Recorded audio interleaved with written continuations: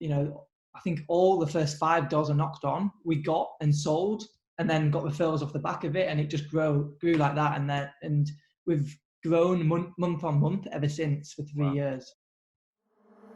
If only they knew. The hub for young business minds. So welcome back to another episode of the If Only They Knew podcast. Today, I'm joined by Phil Jones, who's a successful entrepreneur. But I'll let you introduce yourself if you don't mind. I wonder where you go with the book then. I'm Phil Jones. I live up in the Lake District, where I run an estate agents for unique homes, and also got a marketing agency off the back of it, which sells lead generation marketing activities to estate agents. Well, we'll definitely dive deeper into that a bit later on.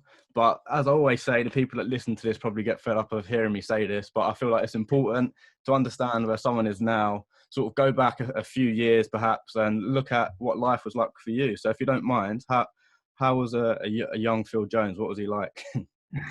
Young Phil Jones was trying to be the same as the Phil Jones who plays for Man United, just didn't go quite as well. So it's almost 3 years to the day that we opened our first business, which was Ashdown Jones, and it was quite fortunate, really. So I always felt like I wanted to have my own business, but never quite dared, which I'm sure a lot of people listening feel exactly the same. I always felt I would do something, but didn't know what. Wasn't particularly skilled in any particular area, or didn't have the interest. So at 18, I got a job with an energy company. Thought I'd nailed it. It was on £18,000 a year, which up here for the 18 years old is like, you were the rich kid. Yeah. And all my friends, a lot of them are accountants.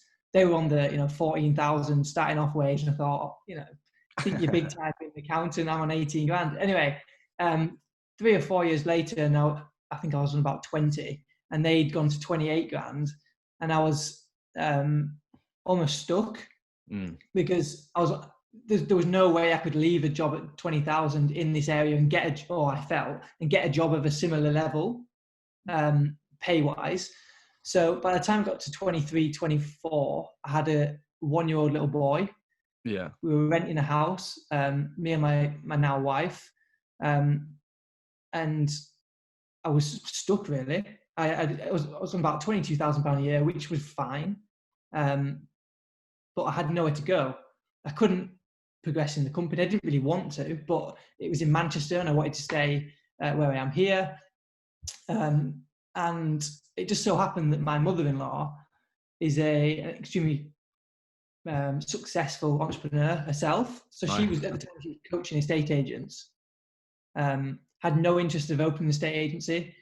Tried to help me find something to be interested in. So we went through Facebook ads. We went through various different things that just didn't really get me interested. And then I genuinely don't know how it happened, but we just suddenly landed on the idea of opening an agency. She was getting the feedback from her clients that, but you're not an agent. So it worked hand in hand really well. I was going to say, so like you had no interest in business like at school or anything. You just it almost fell on your lap, I guess, with your mother-in-law showing you the element. Is that right? Or yeah, it's probably fair to say. So my mum and dad are entrepreneurs of sorts. So my mum's a piano teacher, not entrepreneur, but work for themselves. That's better. Piano teacher. Dad's a stockbroker, although both very risk averse. And then on the total opposite of this, I had my mother-in-law who loves risk, who just lives by risk. So it was like totally different worlds. And just to show where my mindset was at the time, I was really keen to do something almost by myself. So, but she walked in the house one day, and my wife said to her, Sam said to my wife, "When's he finishing work?" And Molly looked at me and was like, "Have you told work you're finishing?" And I said, "I'm not finishing work. We'll do them side by side. I can go to work, come back." And then someone was like, "No, you can't do that." And I was like, "Oh my God, I'm going to have to quit a job go to zero money. So that's where kind of my head was at the time. And we were really fortunate that we got married around the time. So we decided to open the agency in April 2017. And I'm really fortunate that we got married around that time. So had some money to live off for a few months. And yeah, the rest is history, as they say. So how did you feel when you sort of realised you're probably going to have to give up your job to take the massive risk, which is start your own business? How did you feel? I was scared. Yeah, I can imagine. It was every single thought you can ever think of went through my head. Yeah. And this is something that I've actually only realised recently as to why we've probably got to where I am now, is that because every thought went through my head, I became okay with the possibility of it going wrong. And if you become okay with worst case scenario, then it's fine. So I think I recently read that somewhere, and it clicked, and you thought that's the reason why I got to where I was, because I was okay with worst case scenario. That's a big thing, especially for like the really young people listening, like the 16, 15-year-olds that are just sort of finishing school and stuff. Like your situation to an extent can't get much worse than it is now. Like you'll probably have a no job or a low level job, and you're at school, you're just finishing school, so you're fresh to the world. So like, yeah, I think that's a big point. Just your situation can't get any worse. So what have you got to lose, essentially, right? Oh, if I could go back to my 15-year-old, 16-year-old self right now, the amount of time, the amount of money we all waste, don't we? Yeah. Doing ridiculous things that, I wasted, not wasted, but I could have been 5 years ahead of where I am now easily had I started earlier. That's the scary thing. Like that's why I think when really young people, again, like the 15, 16-year-olds, when they're sort of being proactive in searching for different opportunities or just getting like good grades, whatever, like I think that's such a massive step to take, because you'll sort of be getting ahead naturally of everyone else. Because it depends how sort of competitive you are, I guess, but if you picture it as like that, your generation is like in one big sort of competition, you can sort of think of it like that. And it's all about who's going to get to the front of that queue, who's going to be the Elon Musk of that generation, who's going to be the Bill Gates or the Richard Bransons, whoever it's going to be. Like you can sort of be there, I guess, if you take the right steps. Yeah, it amazes me now looking back at how in school you're taught in such a linear fashion. You're not taught about entrepreneurial decisions, or there's nothing. You were taught that this is the way to go in life, and that's it. And just an introduction to someone like Gary Vee, Russell Brunson, anyone like that just would blow my mind at that age. And I wish I had someone in my life, or someone that showed me that side of it, but I didn't, unfortunately, until I was 25. Well, did you have anyone sort of, who was the person that you looked up to, and like, was it a Gary Vee, or was it someone like that, or is it someone we probably haven't heard of? Yeah, good question. So it almost developed as I've gone from opening to where I am now. I've gone through different stages and different people. I'm a massive fan of the likes of Dan Kennedy, Right. who's a direct marketer. Anyone who's interested in direct marketing, anything like that, Dan Kennedy is the guy to go to. And then Gary Vee obviously is huge. But what we've done all the way through, which I think is vital for any young entrepreneur, is to seek out either a mentor or a coach. So Sam and I pay tens of thousands of pounds to a coach. And the reason being, it's not for him to teach me anything. He can probably teach me some marketing stuff, but I'm not there to be taught. I'm there for him to show me how to get from where I am to multi-seven figures where he is now, because he was where I am 10 years ago. And at 16, 17, if you can find someone who is mid-20s that were where they were 10 years ago and invest in them helping you get there, it will accelerate your growth 10 times. But I think it takes a while for people to learn the idea of a coach and what we're there for. And so that's something definitely we've always done and we're pleased to do. So first question, just on that, like how did you find the coach? Was it just like a simple Google search, or was it someone you knew? How did I find the coach? So the coach I've got at the moment, he runs an event company. So I just went through his customer journey, onto his email list. Because I love copy, I just signed up to everyone's email list, and then went to one of his events, and we signed up there, and we're now private mentees of his.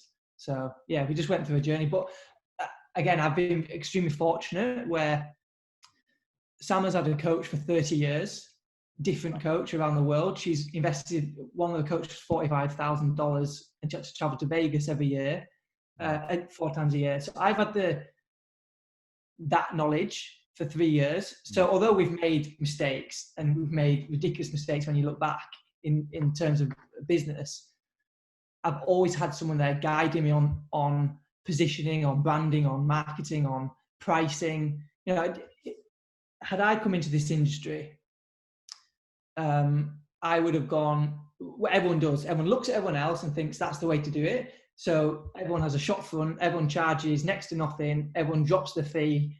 That's what happens. Well, we've done the total opposite. So that took a while to get my head around. Why would someone pay our fee when we're double that person? And that's something really important to work out, that the majority of people don't buy on price. So I've been really fortunate. I had Sam there the whole time for me to question and say, well, why would this happen? Why would this happen? And a lot of people don't have that, which is one of the main reasons why I wanted to come on here to potentially be, give something of use to someone who was in my position.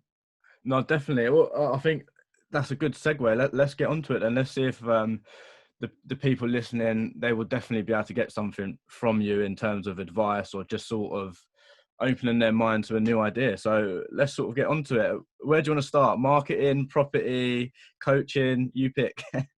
We'll start with marketing, and the property is kind of a byproduct, not a byproduct, but it just happens to be property. Yeah. So it doesn't really matter particularly what you market.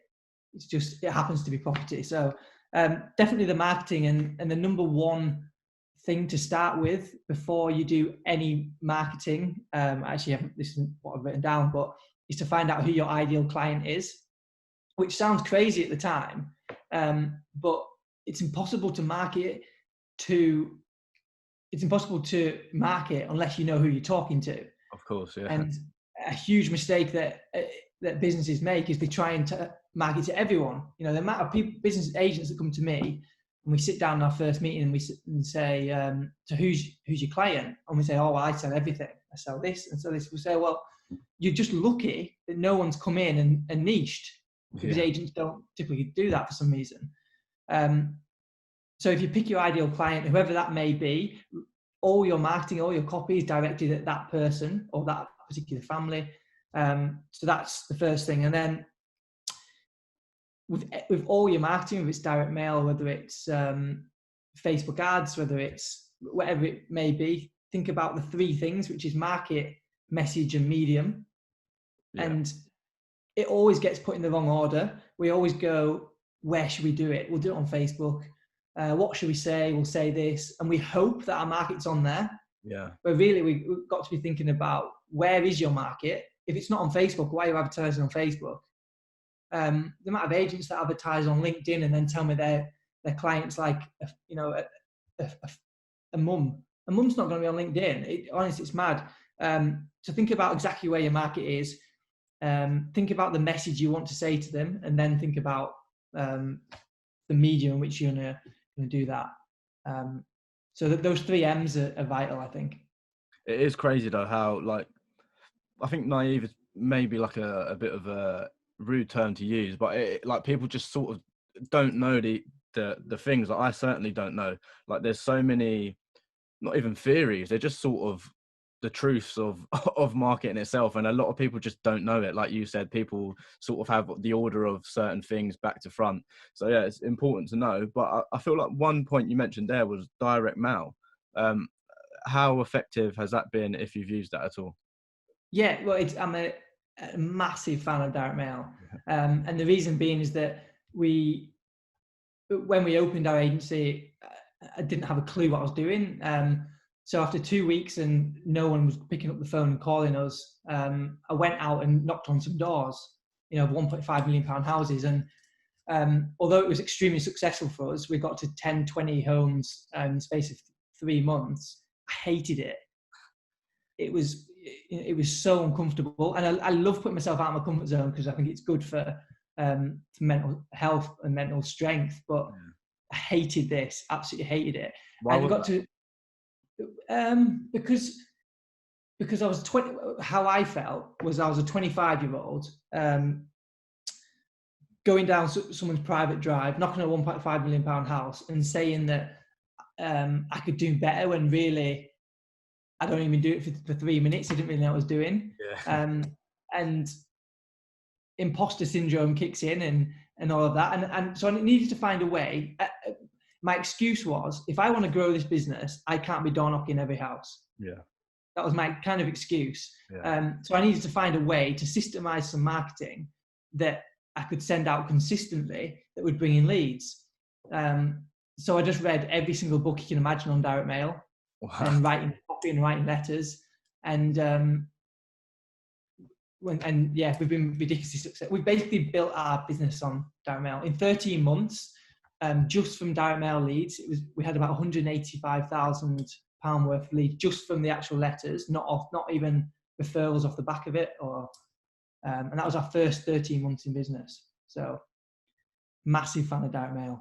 Yeah, I can imagine. So how did you, I guess, just like you said, you just to get experience, you just went out there, literally knocked on doors, went through those doors, and just sort of opportunities came about, I guess. For the first week, we did all the things that people suggest. We wrote content on social media, which I'm a big fan of, but it's not going to get your client your first week. We did press release, everything. And I remember about the third morning, I went into the office at the time, which was Sam's living room, and I rang the office phone because just to see if it was working. That's how clueless I was, and naive, as you say. And it got to the stage I was like a bit embarrassed that, if my family was saying, "Oh, how's it going?" or my friend saying, "Have you got any houses yet?" and I was like, "I've not even had a phone call, never mind a house." Yeah. So that's why I went out and knocked on a few doors just to really get over the embarrassment. And had those first few been a no or an F off, get away or get off my property, I probably would never have done it again. And I don't know if we'd be where we are today. So I was just fortunate really that, I think all the first 5 doors I knocked on, we got and sold, and then got referrals off the back of it, and it just grew like that. And we've grown month on month ever since for 3 years. So yeah, it's been crazy. Wow, so getting out your comfort zone really, really worked for you then. That's crazy to think. I used to have my own personal KPIs, if you like, where every single day I had to get out of my comfort zone. Wow. That's I might steal that from you, I might start using that for myself. Every day I wake up in the morning, force myself to do something that makes me slightly uncomfortable. Yeah. And what happens is once that, say you're calling someone that you really don't want to call, there's always that one person, isn't there? Yeah. And it goes well, all of a sudden anything else is just easy. That's the thing. Like I've found it. I've started doing sales for my 9-to-5 role, and it's like at first I literally said I'm not doing it. I get after a few phone calls. Now I'm addicted. I don't want to stop. I don't want my time to end. So yeah, definitely. I think a bit of shared advice from both of us seems to be get out your comfort zone, especially like we said before. If you are 15, 16, even mid-20s, you're so early and such an early stage in your career and your life. Like, just get out. What's going to happen? Nothing really. Like, unless you do something terribly wrong. But Yeah. Again, think of the worst thing that can possibly happen Yeah. and get comfortable with that, and then it won't. It's never going to happen. You know.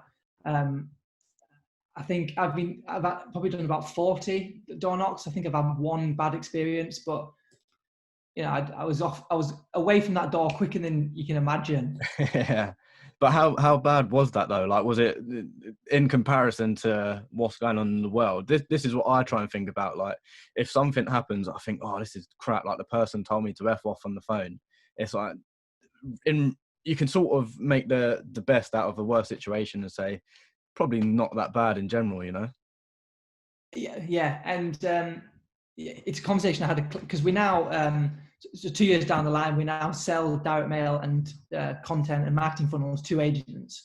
So a direct mail client of ours called me on Saturday and said, oh, I've just had an email saying stop sending me junk mail, etc. And what I had to explain to him, which is what I got explained to me the first time I got all the negative stuff. Well, the two things. First of all, put it into context. Who is that person? Is it the daughter of your biggest competitor, or have they had an awful day and they need to take it out on someone, or they just found out someone's family's got coronavirus? You have no idea what that. So just give it a day and let it calm down, and then just go back and contact them. And the second thing, which again massively switched my mindset, is that if you're not getting any hate, or if you're not getting any not negative feedback, but anything coming towards you that you're uncomfortable with, then you're not making a big enough impact. The only way to create impact is by getting that towards you. And since I used to do everything I could to avoid negative comments, or because I tell you, the further you put your head above the parapet, with content, with opinions, the more people are there to shoot you down.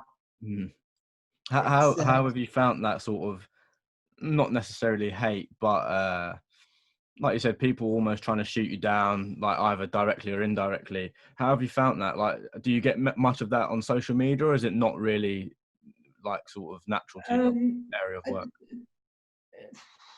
Not for the agency, more for other agents. It's people that don't like success. So a good example is the first.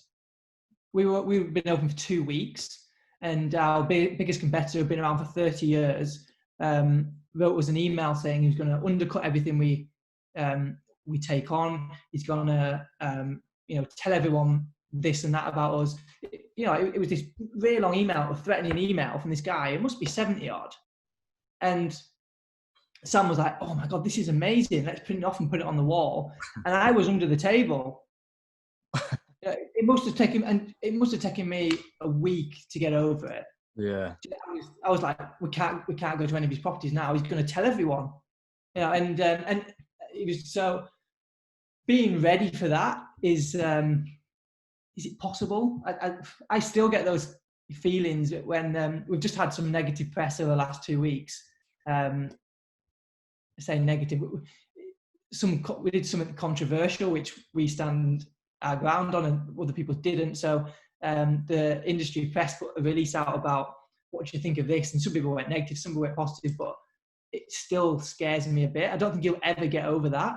But because during this coronavirus pandemic,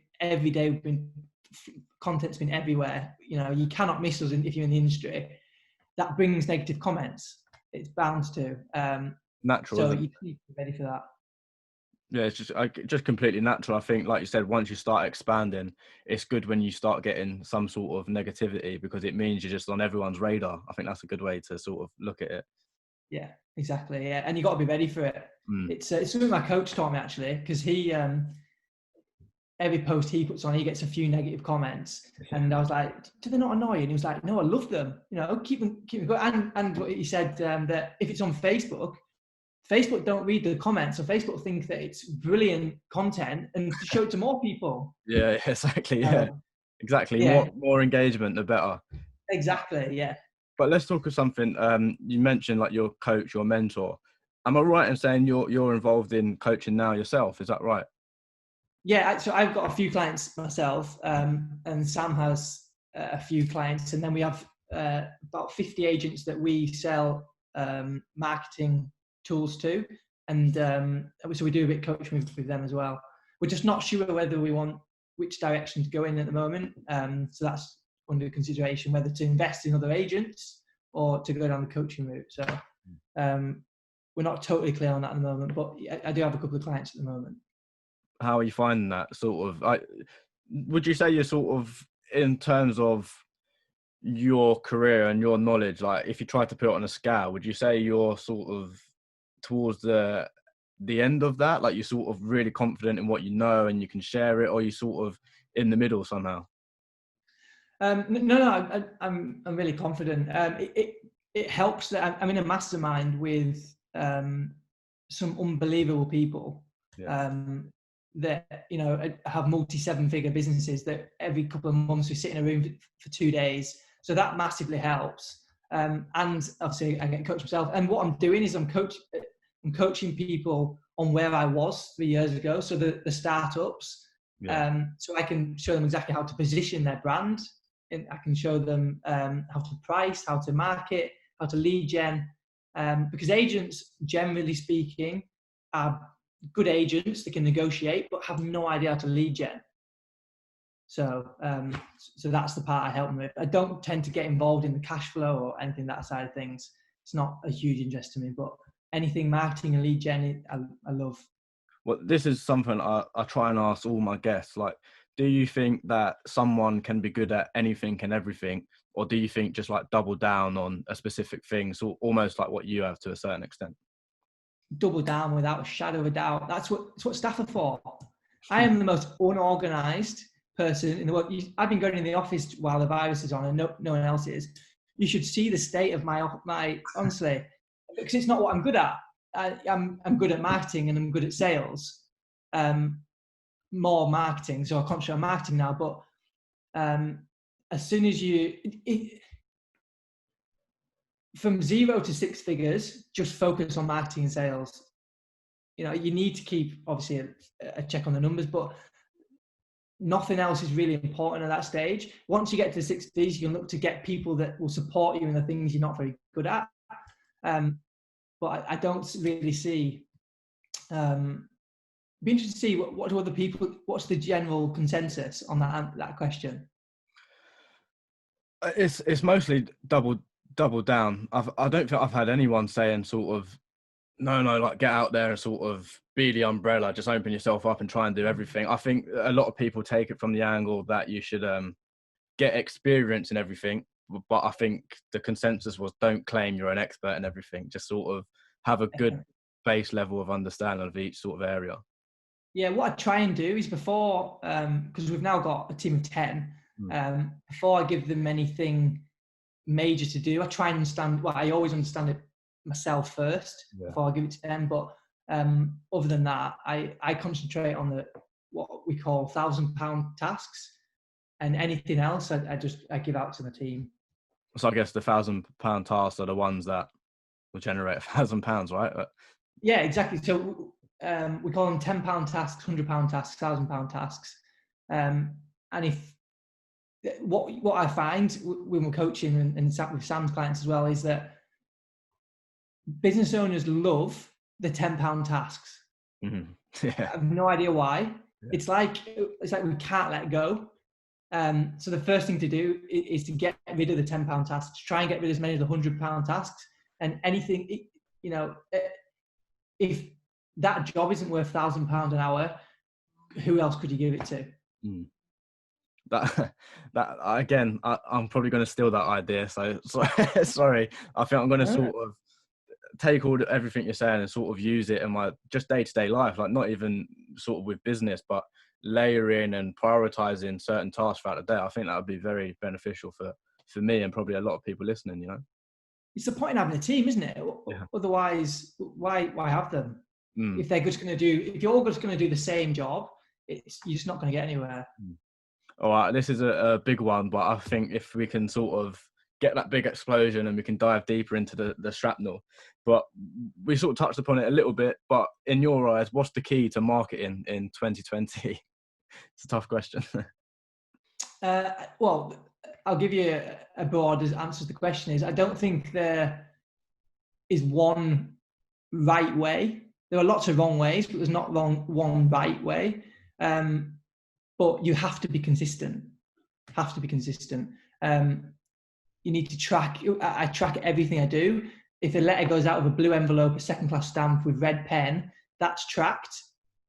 All those are tracked, and the ROI on everything is tracked. So I know that if I need to increase my valuation appointments, so listing appointments by 20%, I need to increase this marketing by X% in order to get that. So you need to get in that sort of position. So the only way to do that is by track every single piece of marketing you do. And again, no one ever knows those numbers, which is mad to me, because you're spending money and you no idea if you're getting half back, if you're getting double back, you're getting 10x back. But consistency is probably the key. Yeah. In all forms. Yeah, exactly. I think that's a very good answer, in fact, because I'm terrible at being consistent. Like you said, even with numbers, like I was selling hoodies for a bit for merchandise for the page, and I was tracking it, but I'd sort of let like a couple pennies go here and there. And yeah, consistency is definitely key, because at the end of it, I looked back and thought, what have I done here? I've just got myself into a mess, like penny by penny, sort of letting it go, and don't worry about that, like pay me tomorrow, blah blah blah, and just sort of being so scatty with it, I think is the right word, just being completely scatty. Everyone does it, yeah. And have you seen the famous picture of the guy in a mine digging away, and he's about a centimetre away from the gold, and he walks away? That is what everyone does with content. They'll go bang, bang, bang for 3 months and think, it's not working, I'm going to stop. And you have no idea how many people are one more blog or one more article away from working with you. So it's definitely consistency. And I think with content, you've got to stretch the journey out as far as possible. So a lot of content I see is the last 10% of a journey. So stick to estate agency. The journey starts when they're looking to extend a loft, or they're looking to, for different room designs, they're looking to put a room in half because the house is. That's where the journey starts of them before they've even thought about moving house. So we write content, that starts there and takes them all the way through to eventually picking an agent, and that leads to us being the only agent there. So I think a lot of the content is always aimed at the final close rather than actually positioning yourself throughout. That's crazy. As you're talking, I'm trying to sort of find out my little like time map or time scale, like of what my audience would sort of be going through and how I can target them at each stage and every stage. So it's always way earlier than you think it is. It's like Tesco. On the Tesco social, they'll talk about where products come from, like they're making the products. Then they'll talk about recipes, and really all they're doing is they're trying to lead you into going to get that product.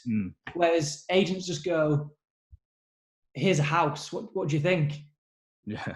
And they're missing like 90% of an audience. So it's very difficult to do, but work out the questions and then go on Google and type in that question. So how do I extend my loft, or loft extension options, and see what other questions people ask. And there's probably 20 blog titles just in that.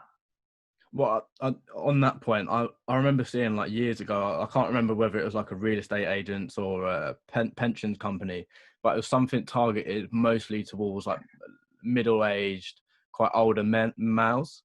And they were sort of, like you said, targeting everyone on that journey. They took it even sort of slightly off the rails and were targeting people interested in golf and writing content about golf and videos about golf and stuff, because they knew that somewhere there would sort of be that mixture where the two audiences combine, and that's their target market. So yeah, it's powerful.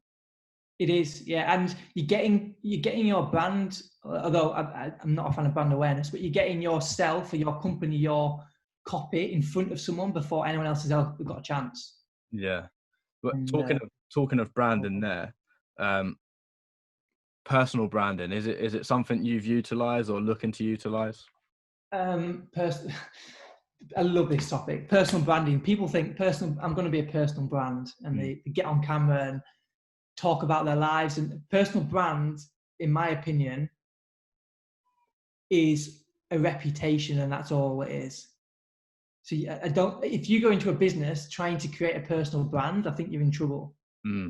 Whereas this Sam Ashdown and Phil Jones of Ashdown Jones, we create content on our social and do amazing jobs for different people and share those stories. And we are known locally now because of our reputation, and that in itself creates a personal brand.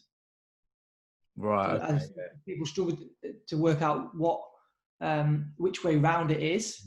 Look at people like Gary Vee. He's now a personal brand, but he didn't go out to be a personal brand. He went to do wine.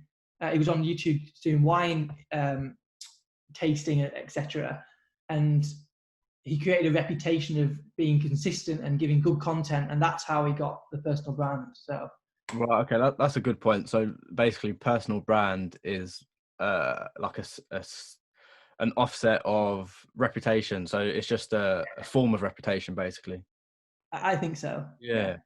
I don't think I'm yet to see someone that went to do a personal brand and nailed a personal brand. Agents are trying it now, where there's a new self-employed model, which is fine. There is definitely a place for it, but they're putting their face everywhere, thinking that that's going to get business. But it's not. It's your reputation, it's your content, it's what you provide that gets you that. You seem to be much like many of the people that come on. You sort of know where you are, you know what you're doing, which is fundamental, I guess, and you're very knowledgeable in your area. But looking back, is there anything you sort of wish you knew at a younger age in your career or just before you started your business career? Everything. I wish at 19, 20, when I was living at home, if I didn't pay rent, mum and dad would have been mad, but not took me out. I'd have just started something, a business. I wouldn't even care what it was, just a marketing business of any kind. And I think at that stage when risk is low, it would have given me great, to write a landing page or to write an email copy at that age, I think would have been a pretty powerful thing to do. And then I'd have been 5 years down the line, and so that's it really. I wish I'd started a lot earlier. I think that's what a lot of people sort of debate on, and they sort of slow that process down of getting started because they think, hold on, I want to do it right, or I want to do it this way, I want to do it that way, and it just never works out like that. Like with my page, I always say this, if anyone looks on my Instagram, which is like where it started off, if you scroll down to the bottom, the branding, the concept of the page was really off to what it is now. So if I didn't get started, I've never would have got to this point with the nice blue branding, very pretty, and just everything I'm doing now, So yeah, get started, big point. Definitely. And progress, not perfection. The amount of weeks I wasted at the start of this trying to perfect a sales letter or trying to perfect a little bit of copy, trying to perfect my CTA, just get it out. Just the amount of time people waste trying to be perfect, it's not possible. You'll always want to change it. So that was a big thing as well. We've touched on loads of different little points here, but if I can try and get you somehow to summarize one bit of advice for the young entrepreneurs or just the young people out there, what would it be? It would be that to find someone or some people that resonate with you, have the same values as you, and are in a position that you would like to be in the future. Trying to have 100 voices telling because everyone offers different opinions, different insights, but pick a few people and listen to everything they say, follow it as much as you can, read books on different subjects that you're not maybe great in. So a great book I read was Oversubscribed by Daniel Priestley, which talks about how having an audience of 100 is more powerful than having an audience of 1 million. And so that was really powerful. So just educate yourself. I spend an hour a day educating myself on something, whatever that may be. And I think that is vital, because you always, if you stay still, people can catch you. But if I'm educating every day by an hour, there's no way that my competitors can catch. Well, that's again good advice. I don't need to keep saying it now, but I've sort of been doing that myself as well.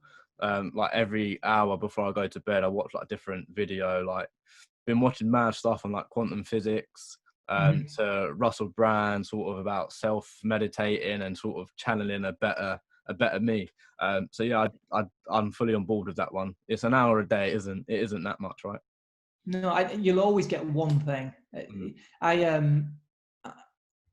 I'm trying to run as often as I can now, and I put a podcast on and just run for an hour, whether it be a Dan Kennedy podcast, Russell Brunson, Gary Vee, something. You'll always get something. I have to stop now and type in ideas into my phone, or I try and run really slowly while putting an idea in.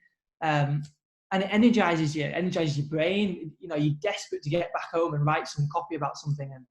And if you don't feel like that, then maybe it's not for you. You know, you need to be excited by it. I wake up every day desperate to get in the office and do something new and produce something. And so yeah, it's got to excite you. Yeah, definitely. I think just educate yourself on something, or just like you said, stimulate the brain. I guess mainly for self-development. And then that's again a nice little segue. Talking of development, how do you see your businesses and yourself developing over the next few years? Like, what's your future plans? Yeah, we've got quite a few big plans. So I don't Ashdown Jones, as it is, which is the estate agency, turns over $500,000, a great profit. I'm not really interested in growing it. I want it there to teach my kids, and but we have a marketing agency that we can go into lots of different industries. We have ready to go an agency brand that will be high end, which will challenge other franchises in the industry. So we've got a lot of different things going on. We're just trying to focus on exactly what we should be doing now, because that's the hardest thing when you get to this stage. Because we also want to invest in some agencies around the country. So it's just trying to focus. God, it sounds like you got like many plates spinning. So best of luck to you. Definitely doing a lot. I've had to cancel my Tesla because of the coronavirus. I didn't want to tempt fate. No way. I thought that I'm going to do it now, and then to cancel it. So I felt like had I gone ahead, I'd have been tempting everything to fall apart to go bankrupt. So I had to put it on ice. No, good move. Last big question from me, if you don't mind. What do you want your legacy to be? Good question. What my legacy to be? That I would like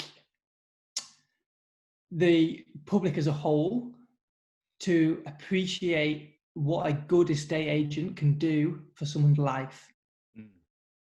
So, you know, I've got hundreds of stories where, not hundreds, but tens of stories where we've got into a home, they've been on the market for 7 years, they're desperate to go and see their grandchildren down south, and they've got no hope, and we've managed to sell it in a week, and it changes people's lives. And I don't think that we are, as an industry, I don't really class myself an estate agent, but I don't think the industry as a whole is appreciated enough. Rightly or wrongly. Yeah, well, that's the thing. Like, even like you speaking here, it seems like your focus and like your passion is much more than just the estate agency. Like, the estate agency seems more like a vehicle for you to sort of do things, and they seem to be things for the better of sort of humanity in a sense. Yeah, I'd like to think so. We although you're absolutely right, it is a vehicle. It's the company that is closest to my heart out of the three we've got. It's the one where if I went into an office and I had to check up on a company, I would check up on Ashdown Jones, because it was my first. It was the one that everyone locally, my family, can see. You know, it's the face. So although it is a vehicle, it's still something I concentrate on all the time. Well, like I said, you seem to be on the right track. You don't need me to tell you that, but yeah, definitely, it seems like you're on the right track. You've offered some good wisdom bombs, so thank you for that. Is there anything else you'd like to get in? Just do it. If you're listening, you're 15, 16, just do it. Read some books. Just start a marketing agency for any companies. If I could do it again, I'd go into 3 football clubs in League Two, and I'd say, right, I'm going to do your marketing for the next 3 months for nothing. I'll show you how many tickets I can sell, because League Two, League One football clubs are appalling at marketing. And I'm a big Carlisle fan, so someday I'm going to go in there and say, right, I'll give you a day of my time, and you have to do everything. So that's what I'd probably do. Nice. Well, I'm a Millwall fan, so maybe you can help us out as well. On that note then, final thing, where should people go to find out more about you, or what do you want people to do that are listening to this? Yeah, you're probably best to find me on Instagram. So it's at Phil Jones FW, which is Firewave, which is one of my businesses, and just ask a question. I've got nothing to sell you unless you're estate agents, but I'd love to help wherever I can. No, definitely. Well, like I said, you've definitely helped here. So thank you very much for coming on. Yeah, hopefully everyone listening found it as valuable as I did. So thank you. Thank you very much. Cheers, mate. Best of luck. See ya.